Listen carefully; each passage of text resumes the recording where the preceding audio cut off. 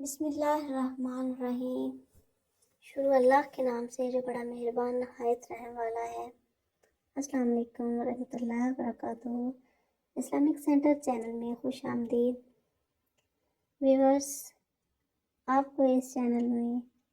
تمام انبیاء اکرام کے حالات زندگی کے بارے میں معلومات ملتی ہیں۔ تو آئیے آج کی ویڈیو میں آپ کے لیے لے کے آئی ہوں بیت اللہ کی تعمیر کا ذکر کیسے ہوا اور اس کی تعمیر کب ہوئی، بیت اللہ کو کب تعمیر کیا گیا۔ تو ویڈیو کو اینڈ تک ضرور دیکھیے گا بغیر سکپ کیے ہوئے۔ آئیے چلتے ہیں ویڈیو کی طرف۔ اللہ تعالیٰ نے فرمایا، اور یاد کرو وہ وقت جب ہم نے ابراہیم کو اس گھر یعنی خانہ کعبہ کی جگہ بتا دی تھی اور یہ ہدایت دی تھی کہ میرے ساتھ کسی کو شریک نہ ٹھہرانا، اور میرے گھر کو ان لوگوں کے لیے پاک رکھنا جو یہاں طواف کریں اور عبادت کے لیے کھڑے ہوں اور رکوع سجدے بجا لائیں، اور لوگوں میں حج کا اعلان کر دو کہ وہ تمہارے پاس پیدل آئیں اور دور دراز کے راستوں سے سفر کرنے والی ان اونٹنیوں پر سوار ہو کر آئیں جو لمبے سفر سے دبلی ہو گئی ہیں۔ اور اللہ تعالیٰ نے ایک اور جگہ سورۃ آل عمران میں فرمایا، حقیقت یہ ہے کہ سب سے پہلا گھر جو لوگوں کی عبادت کے لیے بنایا گیا یقینی طور پر وہ ہے جو مکہ میں واقع ہے، اور بنانے کے وقت ہی سے برکتوں والا اور دنیا جہان کے لوگوں کے لیے ہدایت کا سامان ہے۔ اس میں روشن نشانیاں ہیں، مقام ابراہیم ہے، اور جو اس میں داخل ہوتا ہے امن پا جاتا ہے، اور لوگوں میں سے جو لوگ اس تک پہنچنے کی استطاعت رکھتے ہوں ان پر اللہ کے لیے اس گھر کا حج کرنا فرض ہے، اور اگر کوئی انکار کرے تو اللہ دنیا جہاں کے تمام لوگوں سے بے نیاز ہے۔ ایک اور جگہ سورۃ البقرہ میں اللہ تعالیٰ نے ارشاد فرمایا،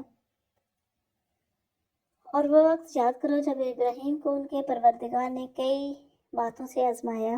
اور انہوں نے وہ ساری باتیں پوری کیں۔ اللہ نے ان سے کہا، میں تمہیں تمام انسانوں کا پیشوا بنانے والا ہوں۔ ابراہیم نے پوچھا، اور میری اولاد میں سے؟ اللہ تعالیٰ نے فرمایا، میرا یہ عہد ظالموں کو شامل نہیں ہے۔ اور وہ وقت یاد کرو جب ہم نے بیت اللہ کو لوگوں کے لیے ایسی جگہ بنایا جس کی طرف وہ لوٹ لوٹ کر جائیں اور جو سراپا امن ہو، اور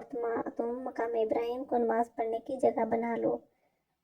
اور ہم نے ابراہیم اور اسماعیل کو یہ تاکید کی کہ تم دونوں میرے گھر کو ان لوگوں کے لیے پاک کرو جو جہاں طواف کریں اور اعتکاف میں بیٹھیں اور رکوع اور سجدہ بجا لائیں۔ اور وہ وقت بھی یاد کرو جب ابراہیم نے کہا تھا کہ اے میرے پروردگار، اس کو ایک پرامن شہر بنا دیجیے، اور اس کے باشندوں میں سے جو اللہ اور یوم آخرت پر ایمان لائیں انہیں قسم قسم کے پھلوں سے رزق عطا فرمائیے۔ اللہ نے کہا، اور جو کفر اختیار کرے گا اس کو بھی میں کچھ عرصے کے لیے لطف اٹھانے کا موقع دوں گا، مگر پھر اسے دوزخ کے عذاب کی طرف کھینچ لے جاؤں گا، اور وہ بدترین ٹھکانہ ہے۔ اور اس وقت کا تصور کرو جب ابراہیم بیت اللہ کی بنیادیں اٹھا رہے تھے اور اسماعیل بھی ان کے ساتھ شریک تھے، اور دونوں یہ کہتے جاتے تھے کہ اے ہمارے پروردگار، ہم سے یہ خدمت قبول فرما لے، بے شک تو اور صرف تو ہی ہر ایک کی سننے والا، ہر ایک کو جاننے والا ہے۔ اے ہمارے پروردگار، ہم دونوں کو اپنا مکمل فرما بردار بنا لے، اور ہماری نسل سے بھی ایسی امت پیدا کر جو تیری پورے تابع دار ہو، اور ہم کو ہماری عبادتوں کے طریقے سکھا دے اور ہماری توبہ قبول فرما لے۔ بے شک تو اور صرف تو ہی معاف کر دینے کا ہوگا، بڑی رحمت کا مالک ہے۔ اور ہمارے پروردگار، ان میں ایک ایسا رسول بھی بھیجنا جو انہی میں سے ہو، جن کے سامنے تیری آیتوں کی تلاوت کرے، انہیں کتاب اور حکمت کی تعلیم دے اور ان کو پاکیزہ بنائے۔ بے شک تیری اور صرف تیری ذات ہے جس کا اقتدار بھی کامل ہے، جس کی حکمت بھی کامل۔ اللہ تعالیٰ اپنے بندے، اپنے پسندیدہ رسول اور اپنے خلیل انبیاء علیہ السلام کے باپ حضرت ابراہیم علیہ السلام کا تذکرہ فرما رہے ہیں کہ انہوں نے بیت اللہ کی تعمیر کیا، جو دنیا میں سب سے پہلا گھر ہے جو لوگوں کے لیے مقرر کیا گیا تاکہ وہ اس میں اللہ کی عبادت کریں۔ اور اللہ تعالیٰ نے ابراہیم علیہ السلام کو بیت اللہ کی رہنمائی کی کہ کہاں کس جگہ بنانا ہے۔ اللہ تعالیٰ نے ابراہیم علیہ السلام کو وحی کے ذریعے بیت اللہ کی جگہ بتائی، اور یہ بات ہم آسمانوں کی تخلیق میں ہے۔ کہ بیت اللہ بیت المعمور کے عین نیچے واقع ہے۔ بالفرض بیت المعمور نیچے گرے تو بیت اللہ کے عین اوپر گرے گا۔ اس طرح ساتوں آسمانوں میں سے ہر ایک میں عبادت خانہ بالکل سیدھ میں ہے۔ ہر ایک آسمان میں ایک عبادت گاہ ہے جہاں اس آسمان والے عبادت کرتے ہیں، جس طرح زمین والوں کے لیے کعبۃ اللہ ہے۔ اللہ تعالیٰ نے ابراہیم علیہ السلام کو حکم دیا کہ زمین والوں کے لیے گھر بنائے، جس طرح آسمانوں والے فرشتوں کے لیے عبادت گاہیں ہیں، اور اس جگہ کی نشاندہی بھی اللہ تعالیٰ نے خود ہی فرما دی، جو آسمان و زمین کی تخلیق کے ساتھ ہی مختص اور مقرر ہو چکی تھی۔ رسول پاک صلی اللہ علیہ وسلم نے ارشاد فرمایا، یہ مکہ وہ شہر ہے جس کو آسمان و زمین کی پیدائش کے دن ہی سے عزت و حرمت والا قرار دیا گیا ہے، اور قیامت کے دن تک اللہ کے حکم سے یہ حرمت والا ہی رہے گا۔ بیت اللہ کی تعمیر کب کی گئی؟ تو نبی کریم صلی اللہ علیہ وسلم نے فرمایا کہ بیت اللہ ابراہیم علیہ السلام سے پہلے بھی بنایا گیا تھا۔ اللہ تعالیٰ نے فرمایا، حقیقت یہ ہے کہ سب سے پہلا گھر جو لوگوں کی عبادت کے لیے بنایا گیا ہے، یقینی طور پر وہ ہے جو مکہ میں واقع ہے، اور بنانے کے وقت ہی سے برکتوں والا اور دنیا جہان کے لوگوں کے لیے ہدایت کا سامان ہے۔ یعنی ہاں، عام لوگوں کے لیے باعث برکت و ہدایت پہلا گھر مکہ میں بنایا گیا۔ مکہ سے مراد کعبہ کی جگہ ہے۔ سورۃ آل عمران میں فرمایا، اس میں روشن نشانیاں ہیں، یعنی اس بات پر کھلی نشانیاں ہیں کہ یہ کعبہ حضرت ابراہیم علیہ السلام کا بنایا ہوا ہے، جو بعد میں آنے والے تمام انبیاء کرام کے والد ہیں۔ ان کی اولاد انہی کی پیروی کرتی اور انہی کے طریقہ کو اپناتی رہی ہے،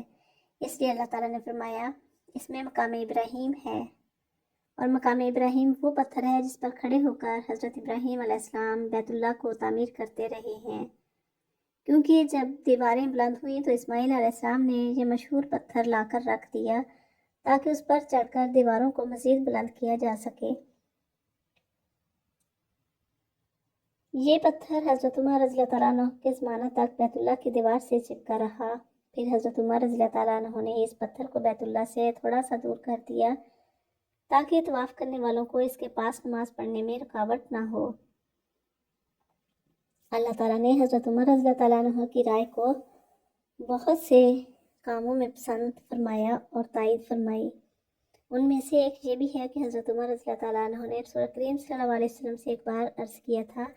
کہ کاش ہم مقام ابراہیم کو نماز کی جگہ بنا لیں، تو اللہ تعالیٰ نے آپ کی تائید میں آیت نازل فرمائی، اور تم مقام ابراہیم کو نماز پڑھنے کی جگہ بنا لو۔ یہ آیت سورۃ بقرہ میں فرمائی گئی ہے۔ اور حضرت ابراہیم علیہ السلام کے قدموں کے نشانات ابتدائے اسلام تک موجود تھے۔ اس کو ابو طالب نے اپنے قصیدے میں اس طرح فرمایا، مجھے سور پہاڑ کی قسم، اس ذات کی قسم جس نے سبیر پہاڑ کو بلند کیا، اور اس کی قسم جو ہرا پہاڑ پر چڑھنے کے لیے جاتا اور واپس آتا ہے، اور میں بیت اللہ کی قسم اٹھاتا ہوں جو مکہ کی وادی میں یقینی طور پر اللہ کا گھر ہے، اور اللہ کی قسم یقیناً اللہ اس سے غافل نہیں، اور حجر اسود کی قسم جس کو لوگ صبح شام چومتے ہیں جب وہ اس کے گرد چکر لگاتے ہیں۔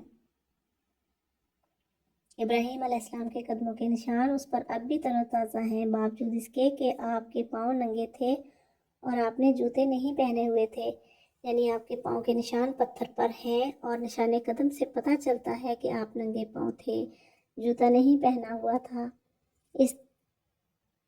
تعمیر بیت اللہ کا تذکرہ اللہ تعالیٰ نے یوں فرمایا ہے، اور اس وقت کا تصور کرو جب ابراہیم بیت اللہ کی بنیادیں اٹھا رہے تھے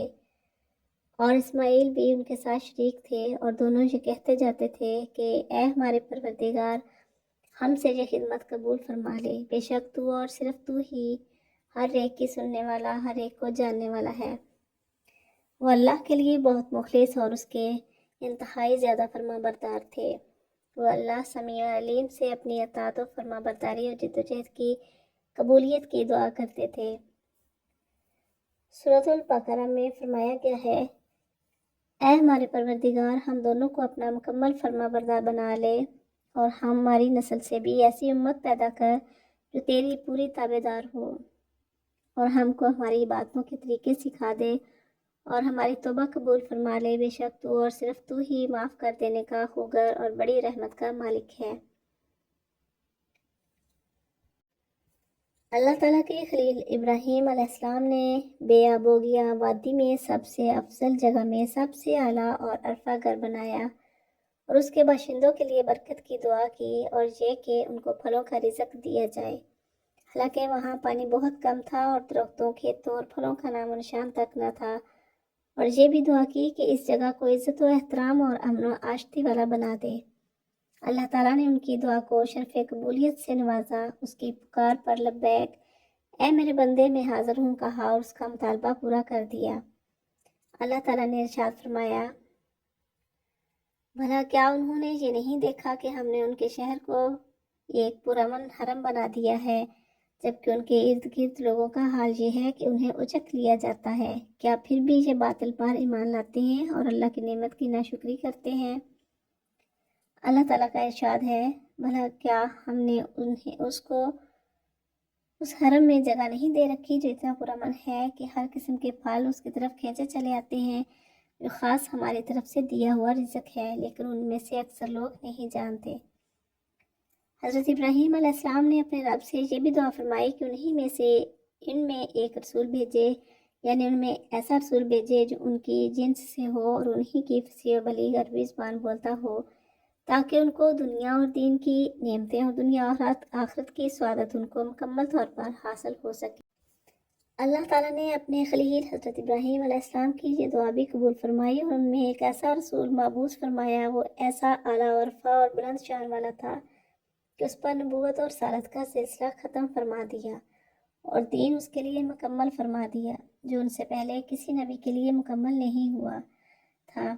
اور روز زمین کے تمام لوگوں کے لیے آپ صلی اللہ علیہ وسلم کا پیغام عام کر دیا، حالانکہ لوگ مختلف صفات، مختلف انواع و لغات والے ہیں، اور یہ دنیا کے تمام شہروں اور تمام علاقوں اور ہر دور کے لوگوں کے لیے ہے اور قیامت قائم ہونے تک کے لوگوں کے لیے ہے۔ دوسرے انبیاء علیہ السلام کے مقابلے میں آپ صلی اللہ علیہ وسلم کی خصوصیت ہے کیونکہ آپ صلی اللہ علیہ وسلم بھی سب سے اشرف و اعلیٰ عرفہ ہیں، اور آپ صلی اللہ علیہ وسلم کا دین بھی کامل و مکمل ہے، اور آپ صلی اللہ علیہ وسلم کا شہر و علاقہ اعلیٰ درجہ کا اور زبان بھی عمدہ، اور اپنی امت پر آپ صلی اللہ علیہ وسلم کمال درجے کے مشفق و مہربان ہیں اور رحمت کرنے والے ہیں۔ آپ صلی اللہ علیہ وسلم کا خاندان بھی عظمت والا، آپ صلی اللہ علیہ وسلم کی ماں بھی عظمت و شان والی، اور جائے پیدائش بھی عمدہ اور اعلیٰ عرفہ منبع برکات۔ ابراہیم علیہ السلام نے زمین والوں کے لیے کعبۃ اللہ تعمیر کیا ہے، اس لیے آپ اس بات کے حقدار قرار پائے کہ ان کی اولاد میں پیدا ہونے والا آخری نبی بھی عرفہ والا مقام پر فائز ہو، اور وہ آسمانوں پر بیت المعمور کے پاس اعلیٰ مراتب و منازل کے مستحق قرار پائیں، اور یہ بیت المعمور 7ویں آسمان والوں کا قبلہ اور عبادت خانہ ہے اور بابرکت ہے۔ روزانہ اس میں 70,000 کی تعداد میں فرشتے عبادت کے لیے داخل ہوتے ہیں، پھر قیامت تک دوبارہ ان کی باری نہیں آئے گی۔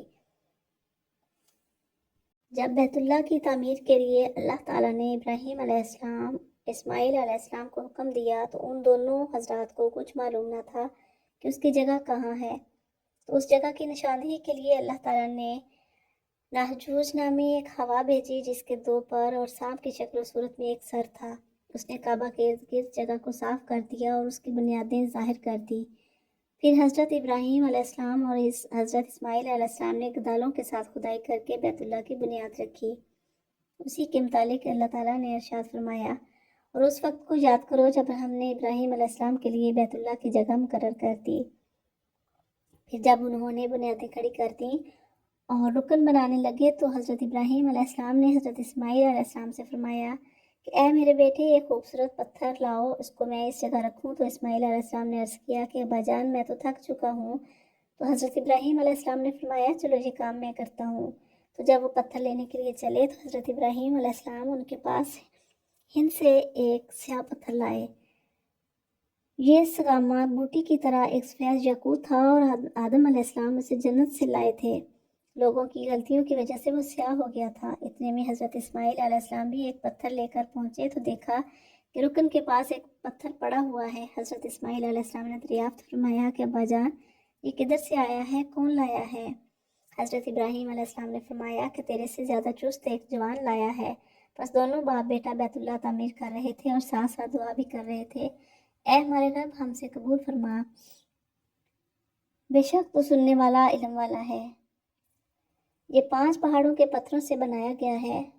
اور انہوں نے اس کے ساتھ ایک واقعہ بھی ذکر کیا ہے کہ یہ دونوں باپ بیٹا تعمیر میں مصروف تھے تو وہاں اس وقت کے زمین کے بادشاہ ذوالقرنین کا گزر ہوا،